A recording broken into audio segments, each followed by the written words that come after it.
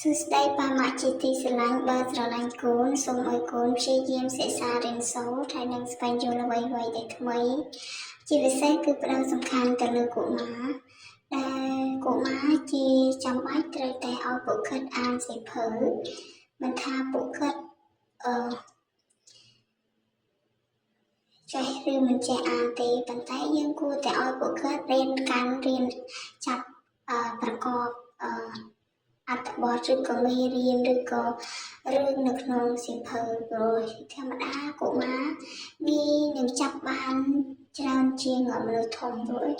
ពេលពួកគាត់វ័យក្មេងពួកគាត់អត់ទាន់បានគិតអ្វីច្រើនដូចមនុស្សធំទេអញ្ចឹងហើយយើងគួរតែបណ្ដុះគាត់ពីក្មេងបើចង់ឲ្យគាត់រៀនពូកែយើងត្រូវតែនៅក្បែរគាត់នៅចាំជួយជ្រោមជ្រែងគាត់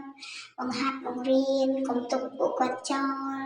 ត្រូវផ្ដោតសំខាន់លើពួកគាត់ទោះបីថាយើងមាន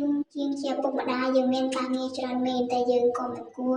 ទុកឲ្យពួកគាត់លេងដោយមិនបានគិតខ្វាយខ្វល់ពីពួកគាត់ដែរអញ្ចឹងហើយយើងគួរតែទិញសៀវភៅប្រភេទកុមារនេះ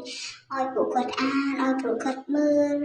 នឹងប្រសើរជាងឲ្យពួកគាត់លេងទូរស័ព្ទណាអរគុណបាយបាយ